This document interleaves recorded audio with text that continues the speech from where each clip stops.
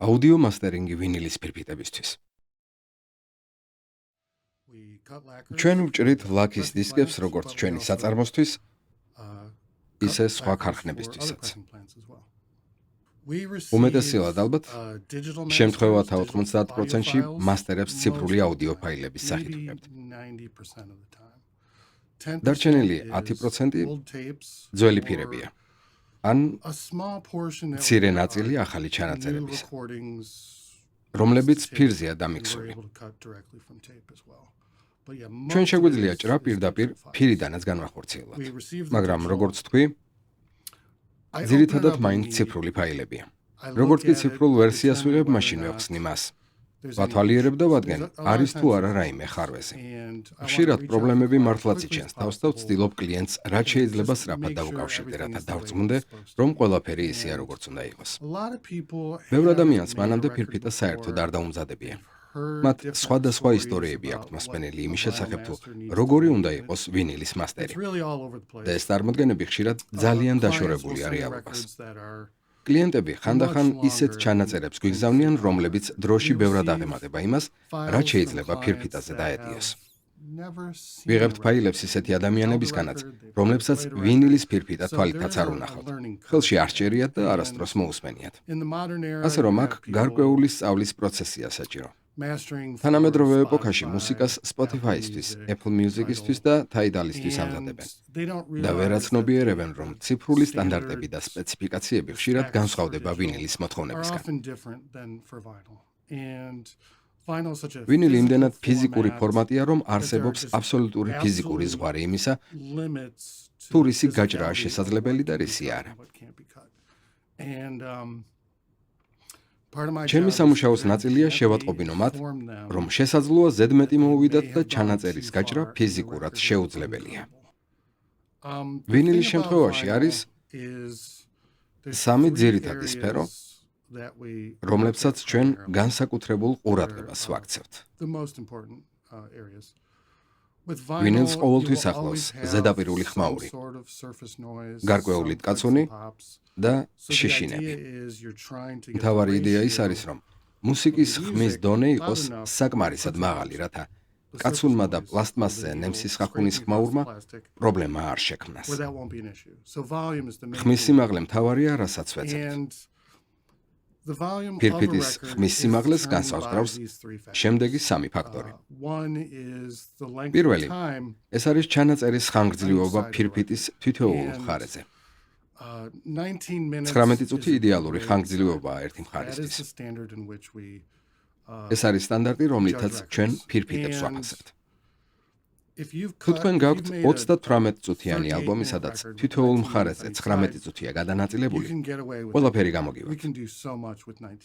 19 წუთის ფარგლებში ჩვენ ძალიან ბევრი რამის გაკეთება შეგვიძლია. ეს არ არის ზუსტი მეცნიერება, მაგრამ პრინციპი ასეთია. 19 წუთის ზემოთ ყოველ დამატებით წუთზე ხმის სიმაღლის 1 დეციბელს კარგავთ. ჩვენ მას 1 დეციბელით უფრო დაბალ ხმაზე გავჭრით. ხმის სიმაღლისა და ხანგრძლივობის ურთიერთკავშირი იმაში მდგომარეობს, რომ რაც უფრო გრძელია ჩანაწერი, მით მეტი ხაზის ჩატევას ცდილობს 1 ინჩზე. ფირფიტაზე კი ადგილი შეზღუდულია. ძალიან კარგი იქნებოდა 13 ან 14 ინჩიანი ფირფიტების დამზადება, რომ შეგვეძლოს. ეს ყველა ჩვენს პრობლემას გადაჭრიდა, მაგრამ რეალურად მხოლოდ 12 ინჩი გვაქვს. აუდიოსთვის განკუთვნილი ადგილი ფაქტობრივად მხოლოდ 3.5 ინჩია. სხვადასხვა საჭრელი დაზგა და სხვადასხვა ინჟინერი განსხვავებულად მუშაობს, თუმცა მე პირადად არ 1 ინჩზე 350 ხაზს ზემოთ გადასვლა. შემიძლია 400 ან 450 ხაზის დავატიო, მაგრამ ეს ზრდის იმის ალბათობას, რომ ღარები ერთმანეთს დაეჯახოს, ან ხმა ერთი ღარის კედლიდან მეორეში გადავიდეს. ასე დროს ხმა ორ სხვადასხვა ღარში ისმის, რასაც ჩვენ ვერ იდებით. არის კიდევ ერთი საკითხი, რომელზეც ხშირად არ საუბრობენ. როდესაც ადამიანები ფირფიტას უსმენენ, ჯერ ჩვეულებრივ A გვერდს რთავენ, შემდეგ კი გადააბრუნებენ და B გვერდს უსმენენ. მათ მოლოდინი აქვთ, რომ B მხარეზე ხმის სიმძლავრე იგივე იქნება, რაც A-ზე. თუმცა ჩვენ თითოეულ გვერდს სრულიად ცალ-ცალკე ვჭრით და არ არსებობს მიზეზი, რის გამოც ისინი ერთი ხმის სიმძლავრის უნდა იყოს. ხშირად B გვერდის ბევრად უფრო ხმამაღლა გაჭრა შეგვიძლია, მაგრამ ჩვენ ამას არ ვაკეთებთ. ტრაგედია ის არის, რომ ხშირად ბიმხარეზე ხდება შედარებით სუსტი ბლუზ ჯემები, ხანგრძლივი დასასრულები და ისეთი სიმღერები, რომლებიც არც ისე კარგია ან კარგად არ არის არანჟირებული. შედეგად, B გვერდი უფრო გრძელია, A გვერდზე კი ჰიტებია. ყველა სიმღერა მჭიდრო არანჟირებით, შესანიშნავი დასაწყისითა და დასასრულით. მოკლედ, იდეალურად არის აწყობილი. მაგალითად, A მხარე 17-18 წუთიანია, B მხარე კი 24 წუთიანი. რადგან გვინდა, რომ ორივე გვერდს ერთი და იგივე ხმის სიმძლავრე ჰქონდეს, იძულებულები ვართ ხმას დავუძლიოთ, რადგან B გვერდი 6 წუთით მეტია. როგორც ადამიანისთვის, ვისაც მუსიკა უყვარს და A გვერდის კარგი სიმღერების ფასს ხვდება, ეს ცოტა სევდიანი და ნამდვილი ტრაგედია. ამიტომ ხშირად ვუკავშირდები არტისტებს და ვეუბნები, რომ კარგი იქნებოდა ორივე გვერდი ერთი ხანგრძლივობის რომ ყოფილიყო. მეორე ფაქტორი ჩანაწერზე ბასის რაოდენობაა. თუ 50-იანი წლების ჩანაწერებს მოусმენთ, მათ უამრავი ბასი აქვთ. მაგალითად, Elvis Presley, Fats Domino, Jerry Lee Lewis, Little Richard. ფანტასტიკურად ჟღერენ. ეს იმიტომ, რომ ისინი ძალიან მოკლეა. რაც უფრო მოკლეა ჩანაწერი, მით მეტი ბასის დატევა შეიძლება. ვინილზე ბასის გადატანა ნიშნავს, რომ ღარი ხდება უფრო ფართო, ღრმა და ხანდახან აქვს ექსკურსია, ანუ გადახრა. ის სწორხაზზე კი არ მოძრაობს, არამედ ტალღებს რეალურად დაინახავთ. ეს კი ნიშნავს, რომ მას მეტი ადგილი სჭირდება. შესაბამისად, შემდეგი ღარი სწორი ვერ იქნება. ისიც უნდა მოიყუნოს, რომ ამ გადახრას ადგილი დაუთმოს. დიდი ბასდოლი, ბასის დაბალი სიხშირეები, ან მძლავრი ტომფილები. ამ ყველაფერს დაინახავთ. ღარი შორს გადის გვერდზე, რაც ფიზიკურად დიდ ადგილს იკავებს.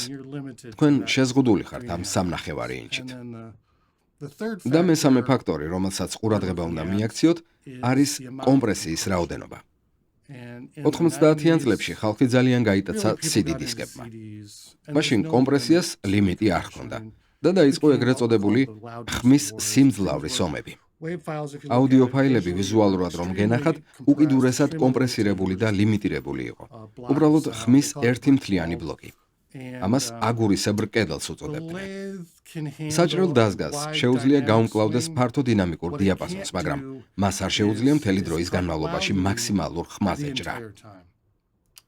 მას შეუძლია გაუძლოს გადასვლებს სიჩუმიდან ხმამაღალ ჟღერადობაზე. შეუძლია გაუმკლავდეს უზარმაზარ ტრანზიენტებს, თუმცა მისთვის რთულია იმოძრაოს ისე სწრაფად, რომ ყოველი მილიწამი მაქსიმალურ ხმაზე იყოს. ამიტომ, როდესაც უკიდურესად კომპრესირებულ მასტერს გვიგზავნით, ჩვენ იძულებულები ვართ ხმას მთლიანობაში დავუძლიოთ. ეს სამწუხაროა, მაგრამ ფაქტია.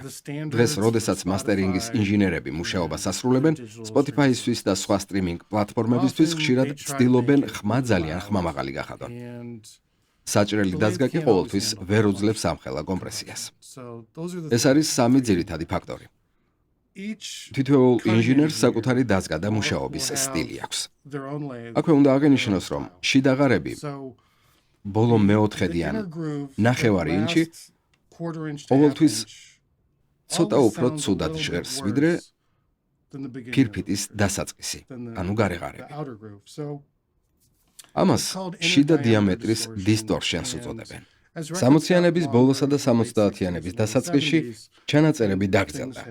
დაემატა მეტი ბასი, მეტი კომპრესია და სტერეო ჟღერადობაც მნიშვნელოვანი ფაქტორი გახდა. პროდიუსერებმა და ინჟინერებმა შენიშნეს, რომ თითოეული მხარის ბოლო სიმღერა ცოტათი უფრო ხრინწიანი ხდებოდა. თებშების ხმა შეიძლება ცოტათი დამახინჯებულიყო და სრული დინამიკური დიაპაზონის მიღწევა ვერ ხერხდებოდა. ამიტომ თუ ბევრ ფირფიტას მოусმენთ, შეამჩნევთ, რომ ბოლოში ხშირად ბალადაა განთავსებული. მაგალითად, Velvet Underground-ს ბოლოში ყოველთვის Mod Tuckeris სიმღერა ჰქონდა. ეს უფრო მსუბუქი სიმღერაა, ნაკლებად დინამიკური, აკუსტიკური, ბალადა. პრინციპში მარტივია. ბოლოში სვამთ შედარებით მშვიდ სიმღერას და ფირფიტა უკეთ ჟღერს. რადგან ეს ასეთი ფიზიკური ფორმატია რეალური სამყაროს შეზღუდვებით, ის თავად ხელოვნებაზეც ახდენს გავლენას. მუსიკა უპირველესად ბგერაა. ეს მისი მთავარი ფაქტორია და ამიტომ გსურთ კარგად ჟღერდეს. თუ გეცოდინებათ, რომ ჩანაწერი ბოლოში კარგად არ ჟღერს, თქვენ შეცვლით მუსიკას, შეცვლით კომპოზიციის, წარმოების და არანჟირების პროცესს, რომ კარგი ჟღერადობა მიიღოთ. ყველაფერი მარტივია. იწყებთ ენერგიული ჰიტით და ასრულებთ ბალადით. ზოგიერთი კი პირიქით აკეთებს. ხმის სიმძლავრეს დროთა განმავლობაში ეზრდის, რასაც ნამდვილად არ გირჩევთ. მეორე საკითხი ის არის, რომ ფართობი, რომელზეც მუშაობთ, ძალიან მცირეა. ამიტომ ფირფიტაზე მოხვედრილი თითოეული ბგერა ძალიან მნიშვნელოვანია. ალბათ შენიშნავდით, რომ ციფრულ ეპოქაში უფრო მეტად გაგვიტაცა ხანგრძლივმა ფეიდ-ინებმა, შესავლების გაწელვამ და 15-20 წამიანმა ფეიდ-აუტებმა. ადრე ფირფიტებზე ასე არ აკეთებდნენ. სიმღერები მკვეთრად სრულდებოდა, ან ფეიდ-აუთი ძალიან მოკლე და სწრაფი იყო. ხშირად, როდესაც ბიტლს, სინ ლიზის ან ელვისს უსმენთ, სიმღერები ფაქტობრივად მოულოდნელად წყდება. მათ აქვთ ან ძალიან სწრაფი გაქრობა, ან კონკრეტული მჭიდრო დასასრული. საქმე იმაშია, რომ თუ A გვერდზე 6 სიმღერა გაქვთ და B გვერდზეც 6, და თითოეულ მათგანს 10 წამიანი ფეიდ-აუტი ახლავს, ეს უკვე მთელი წუთია. გამოდის, რომ 2 წუთს მხოლოდ ხმის გაქრობაში ხარჯავთ. შედეგად, თქვენი ფირფიტა 2 დეციბელით უფრო დაბალხმიანი ხდება მხოლოდ იმიტომ, რომ კარგი დასასრული არ დაწერეთ. ამიტომ ვურჩევ ხოლმე არტისტებს და პროდიუსერებს, რომ ყურადღებით დააკვირდნენ ამას. ნუ გაფლანგავთ ადგილს. ეს უძრავი ქონება ძალიან ძვირფასია. თითოეული ინჟინერი ამ საკითხს თავისებურად უდგება. ხალხმა სხვადასხვა გზით ისწავლა. ან უფროსი თაობისგან, ვინც ამას წლები ააკეთებს. ან ეს ველური დასავლეთივით იყო. და მოუწიათ თავად გარკვეულიყვნენ ინტერნეტში გაბნეული ინფორმაციის ნაგლიჯებით თუ ძველი ჟურნალების სტატიებით. ზოგიერთი ინჟინერი ცდილობს საერთოდ აარიდოს თავის შიდა დიამეტრს. ისინი მაქსიმალურად მჭიდროდ ჭრიან ღარებს და იმ ცარიელ სივრცეში არაფერს ტოვებენ. თუ ასე გააკეთებთ, თქვენი ფირფიტა უკეთ იჟღერებს. დიახ, შეიძლება ამ მხრივ დათმობაზე წასვლა მოგეწიოთ. ასე რომ, ბევრი რამ მუსიკაზეა დამოკიდებული. თუმცა თუ დააკვირდებით, ბევრ კარგ ჩანაწერს ნახავთ, რომ ბოლო მეოთხედ ან ნახევარ ინჩზე აუდიო საერთოდ არ არის. მათ შეეძლოთ ის სივრცე შეავსოთ, მაგრამ არ გააკეთეს, რათა იმ ზონისთვის აერიდებინათ თავი. რაც შეეხება შიდა დიამეტრის დისტორშენს, როკ-ენ-როლის ჩანაწერებში ის ზოგჯერ კარგადაც კი ჟღერს ხმა მაღალ გიტარებთან ერთად. შესაძლოა ენერგიათაც კი აღიქვა, თუმცა ambient მუსიკაში ეს კარგად არ ისმის. მაგრამ მეორე მხრივ, ასეთი მუსიკა შეიძლება იმდენად რბილი იყოს, რომ საერთოდ ვერც კი შენიშნოთ დისტორშენი, რადგან ის შეიძლება არც გადავიდეს იმ ზღვარზე, სადაც დამახინჯება იქნება. ორ სხვადასხვა ინჟინერს რომ ისეთ ერთი და იგივე ჩანაწერი, მათი გაჭრილი ფირფიტები განსხვავებული იქნება. არ არსებობს მიზეზი, რომ ისინი ერთნაირი იყოს. ჩვენი დაზგა კომფორტულად მუშაობს ინჩზე 350 ხაზის პირობებში. სხვა დაზგებზე კი 450-მდე თავისუფლად შეგიძლიათ ახვიდეთ. შესაბამისად, მათ შეუძლიათ უფრო შორს წავიდნენ ეტიკეტისკენ და ღარები უფრო მჭიდროდ განათავსონ. როგორც ხედავთ, ორი იდენტური ფირფიტა არ არსებობს. როდესაც ძველ ჩანაწერს თავიდან ვამასტერებთ, ან უბრალოდ ახალ ლაქის დისკს ვჭრით ძველი ჩანაწერისთვის, რომლის შტამპებიც აღარ არსებობს, ვცდილობ პირველი გამოცემის მოძიებას. მომწონს ორიგინალი ფირფიტის შესწავლა და იმის ნახვა, თუ რა ხმის დონეზე იყო ის ჩაწერილი. ჩვენი საკრავი დანადგარი სტანდარტიზებულია. ამიტომ შეგვიძლია თითოეული ფირფიტის დონე ვიცოდეთ და შევადაროთ ერთმანეთს. ტვირთავთ მათ კომპიუტერში და დეტალურად ვსწავლობთ. თუ ოთახში რომელიმე DJ შემოვა, მათ ყოველთვის ვკითხავთ ხოლმე აზრს. რა არის ხმამაღალი ფირფიტა? რომელია ისეთი ჩანაწერი, რომელიც სხვა ფირფიტებთან შედარებით მაშინვე გამოირჩევა? ჩვენ ვპოულობთ ასეთებს, ვიკვლევთ და დეტალურად ვსწავლობთ მათ. ამით ბევრი რამის სწავლა შეიძლება. მაგალითად, რეგი ჩანაწერებს უამრავი ბასი აქვთ და ძალიან გრძელია. როგორ ახერხებენ ამას? აქ ორი ფაქტორია. პირველი, ისინი მონოჟღერადობისაა. მეორე, მათ არ ადარდებთ თუ ნემსი გადახდება. თუ დაუშვებ იმას, რომ ფირფიტაზე ნემსი გადახდეს, მაშინ ყველაფრის გაკეთება შეგეძლია. ჩვენთან Third Man-ში პროცესის დასაწყისშივე გადავწყვიტეთ, რომ არ დავამზადებდით ისეთ ფირფიტებს, რომლებზეც ნემსი გადახდებოდა და არც ისეთებს, რომლებიც ხმას დაამახინჯებდა. ეს პრინციპი ჩვენთვის უცვლელია.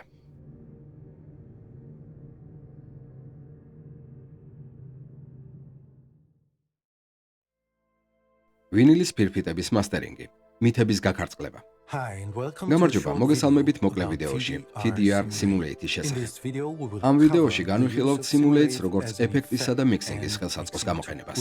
ასევე ნათელს მოვფენთ ყველაზე მნიშვნელოვან კითხვებსა და მითებს, რომლებიც ვინილისთვის მასტერინგს ეხება.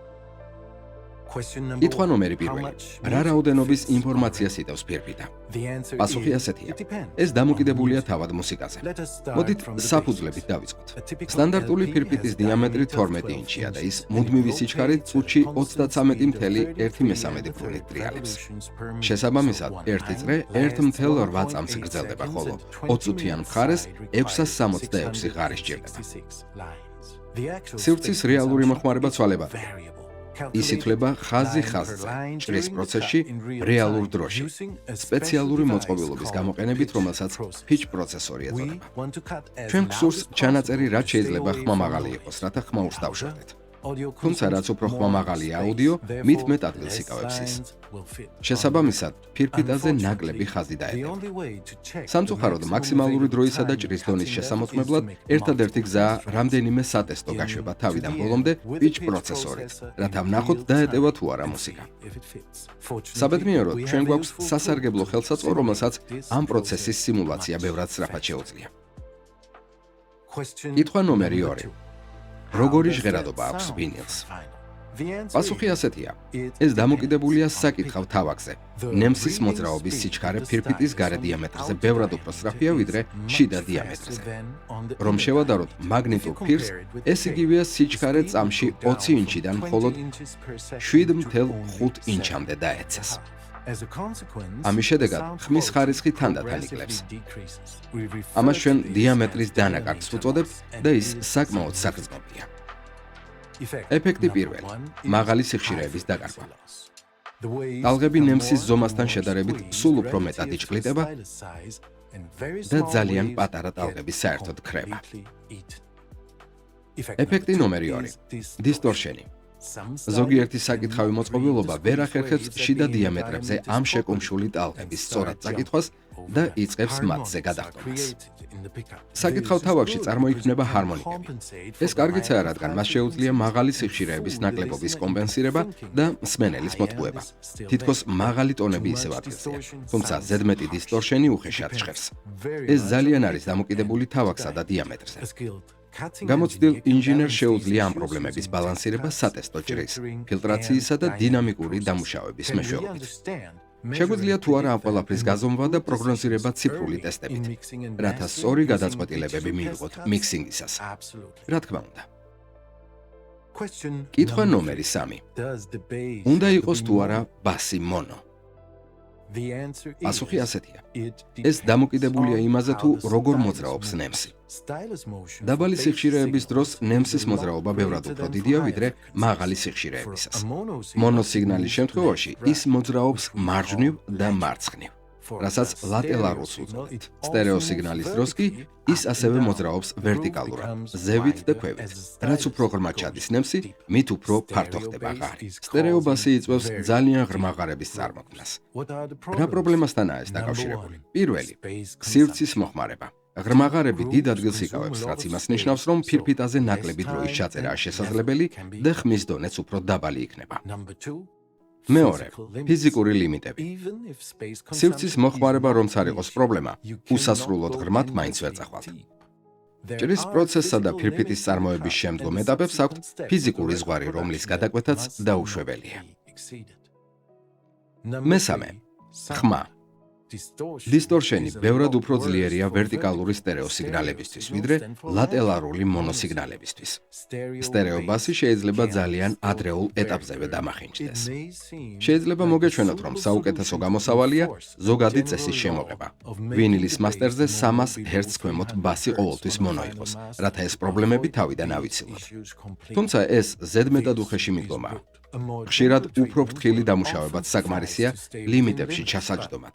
მაგრამ სათანადო ხელსაწყოს გარეშე შეუძლებელია ღარის წინასწარ განსაზღვრა და იმის გადაწყვეტა, თუ რა იქნება გამოსადეგი და მართებული. საბედნიეროდ, ჩვენ გვაქვს შესაბამისი ინსტრუმენტი ამ ამოცანისთვის და ის უფასოა. კითხვა ნომერი 4. რა არის სიბილიანტი და როდის არის ისინი საზიანო? პასუხი ასეთია. ეს დამოკიდებულია ხმის დონეზე. სიბილიანტები გულისხმობს მაღალ სიხშიროვან კონტექსტს მუსიკაში, როგორიცაა მკვეთრი S, გერები ვოკალში ან თეფშების ჟღერადობა. რაც უფრო დიდხანს გრძელდება მაღალი სიხშირე, მით მეტი დენი მიეწოდება მჭრელ თავაკს.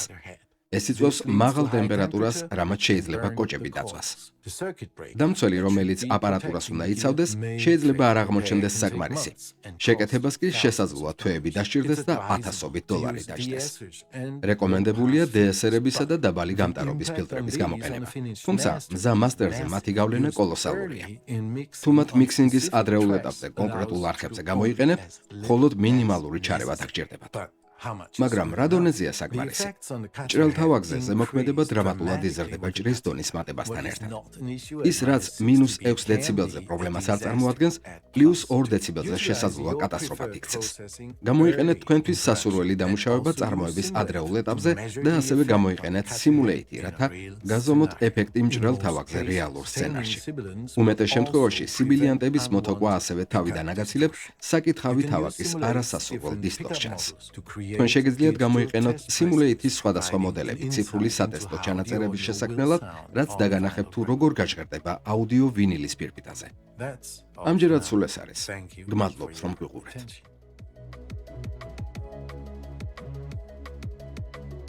გახმოვანებულია ვინილი ჯის მიერ.